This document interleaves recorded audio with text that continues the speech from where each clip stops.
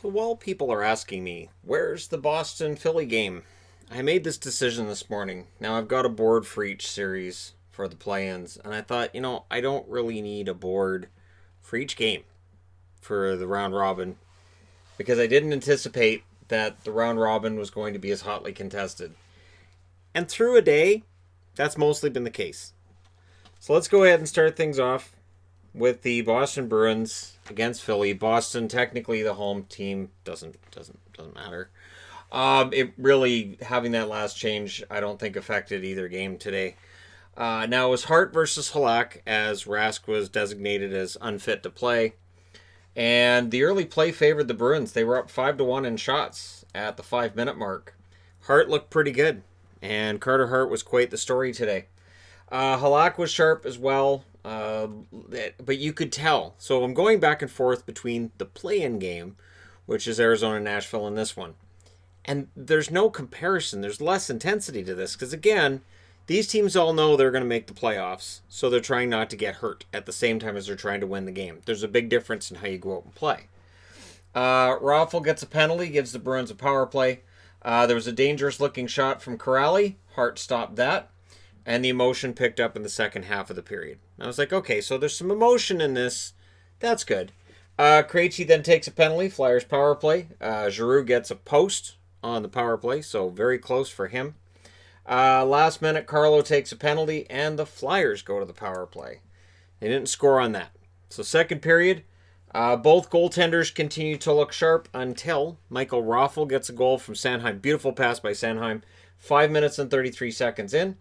Carlo then goes the other way and hits a post. Doesn't go in, but Nate Thompson, deadline pickup. He gets a goal from Raffl on Provorov at 9:31. Nice top corner snipe from a guy who's not known for top corner snipes. So it's 2-0 Philly. Haig then takes a penalty. The Bruins go to the power play. But the Flyers were controlling the game, and the Bruins didn't seem like where they were focused. And the perfection line, as they're called with Bergeron, they're not on the board. And it was not a great line for them. I thought Pasta was good. Marchand, iffy. Bergeron, even by Bergeron standards today, was good, okay, but he needs to be better than that if the Bruins are going to go anywhere in the playoffs. Grzelcyk then got hurt, left the ice, took a puck to the face. So, welcome back to hockey. Here's a puck in the face for your troubles. Chris Wagner then gets a goal from Nordstrom and McAvoy at 18:51. And before they're done announcing that, Philippe Myers scores from Voracek at 18:59. So that's 8 seconds in between Boston making it 2-1 and the Flyers going, yeah, no, and making it 3-1. So you go to the third period. Lawton would get a goal from Hayes at 4:07, and honestly, the Flyers are dialed in. Keep in mind, at the time of the break, the Flyers were number one on the power rankings, and they had won 9 out of 10. This is that team. And so while the intensity level was nowhere near what we've seen with the play-in games, the Flyers look really good right now. So if you're a Flyers fan, you should feel encouraged. The Bruins, just the defensive play, my God. On the Lawton goal, I'm not sure what Torrey Krug was doing, but look at the replay. You can challenge him. Like, I am a huge Krug fan. Love Torrey Krug, have the whole time this channel's on. This game, I spent yelling at the TV every time I saw Krug on the ice.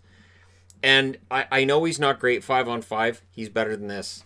Pasternak had been good. The team definitely needed to improve. At the halfway mark of the third period, they had one shot. And that was the one shot they had had since that goal by Wagner. So, just the effort level, and I'm not trying to take anything away from the Flyers' defense, but the pressure, the pushback from the Bruins just wasn't there. Again, it feels like it was more of a, well, we just don't want to get hurt. We don't want to risk any kind of injury, so we're just going to let it play out. Niskanen gets a penalty. The Bruins get a power play, and it was just awful. No shots, no organization, no structure. Keep in mind, this is a Bruins team that got beaten by Columbus in an exhibition game that everybody told me, that doesn't mean anything. And now people are going to tell me this one doesn't mean anything either, which is cute. Because you've got teams playing play-in games right now and the intensity level's high. And if the Bruins keep playing like this, they're in trouble. So, Niskanen penalty didn't help. The Bruins caused it all. Raffl got hurt along the boards in a collision with Lauzon. And it was one of those fluke collisions. and hopefully Raffl's okay. Goalie gets pulled with 4 minutes left. It doesn't matter. The Bruins started showing signs of frustration with 2 minutes left. Get in line, Boston. I'm right there. This was a fantastic result. If you're a Flyers fan, they now have 2 points in the round robin. Now they get to play Washington and Tampa, are the other 2 teams they have left to play. Boston gets to play Washington and Tampa. And if they don't win those games, they'll be the number 4 seed, which means they'll get the highest seed of the teams that win the round robin or win the play-in rounds, which can be tough. Your 3 stars in this game: Carter Hart, Michael Raffl, and Provorov. So all Flyers. Shots were 12-6 in favor of Boston in the first, and then the Flyers 11-8 in the second. Somehow Boston had more shots in the third, 15-12. Carter Hart played very well, but it just didn't feel like it was a Boston game, and yet they outshot him 35-29. The power plays: 0 for 2 for Philly, 0 for 3 for Boston, and that power play looked like a mess. This is a power play that was deadly for Boston most of the season. It's not that power play right now. Hart saved 34 out of 35, and Jaro Halak saved 25 out of 29. His stats line, not great. This wasn't on Halak. This was not Halak's fault. Not even gonna pretend that it was. Other game: St. Louis in against Colorado, and Grubauer starting for the Avs. I thought that was noteworthy because I thought Francouz played really well this year. I'd like to see him get the net at some point during the playoffs, but I don't think it's going to happen. I think it's going to be Grubauer. And based on today's game, I can't argue against Grubauer. I really can't. So McKinnon was yelling for the puck, and he looked dialed in early, and right away I thought this game looked better than that one did. Right away it just felt like maybe it's because it's St. Louis and Colorado, and these teams really don't like each other, and Boston and Philly just didn't seem to have that same energy. Maybe that made a difference. Donskoy got hurt blocking a Parayko shot. He didn't play a lot in the third period, I don't think, but I don't think it was from then that he necessarily didn't get much playing time. But yeah, he got hurt blocking a Parayko shot. He wasn't the only one that got hurt blocking shots from Parayko. I'm starting to think when Parayko lines it up, you should just get out of the way and just, here you go. Hey, Groovy, sorry, but that's yours. I'm not touching it. Binnington was solid. The Avs were up 7-0 in shots 7.5 minutes into this game. So the Avs came to play, and Binnington wasn't nervous. The Avs pressure then drew a power play as Pietrangelo.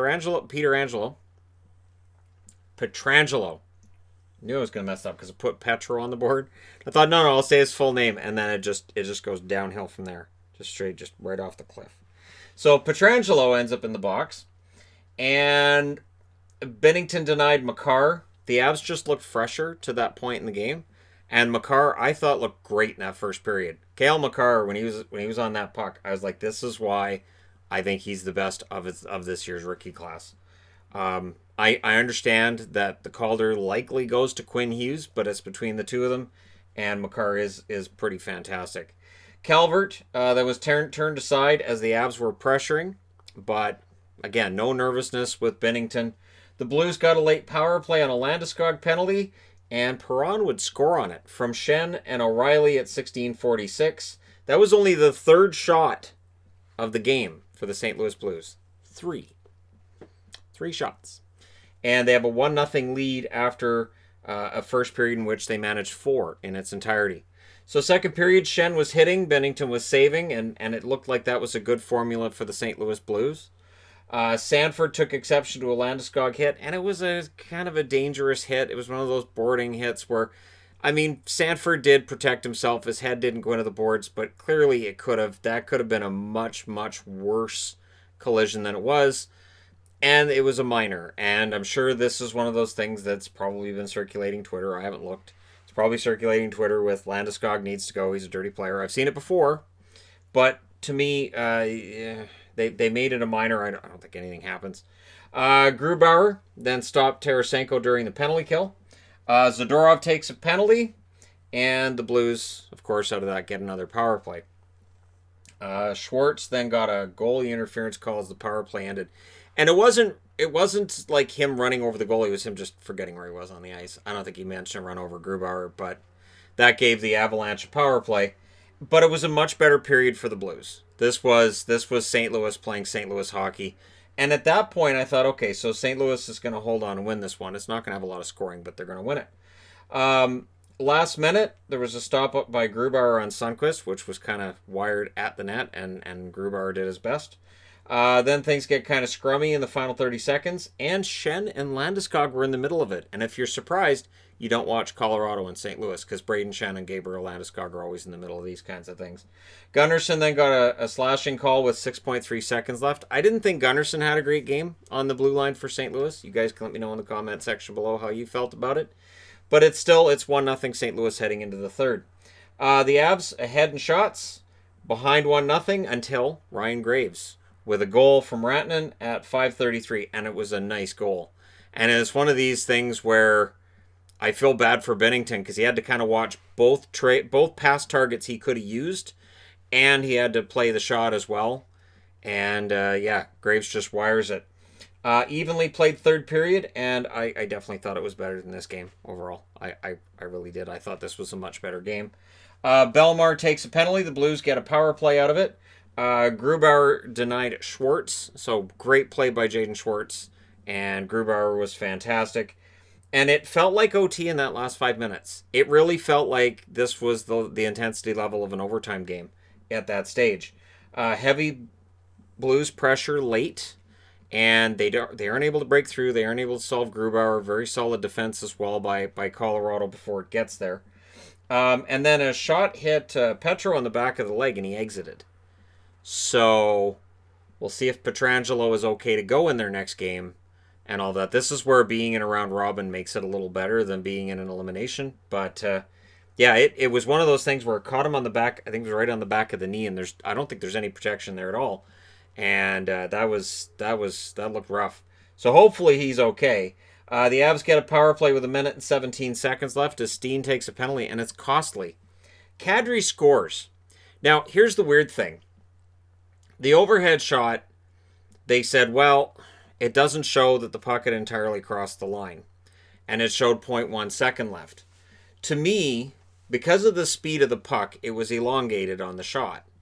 So I thought, okay, it doesn't show the puck's entirely across, but the leading edge of the puck, it's there because the camera can't anticipate the future.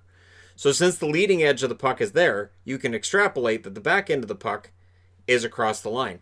So I already had Kadri on the board at 1959.9 because it was with 1/10 of a second left that went in. But I had no doubt in my mind it was in. But they went through a nice long review process, which makes sense. This is an important game. That's an important point for St. Louis, an important 2 points for Colorado. You need to get the call right, and they did. Kadri with the goal from Landeskog and McKinnon as the clock expired, which meant that the players had to get together at center and drop the puck for no reason.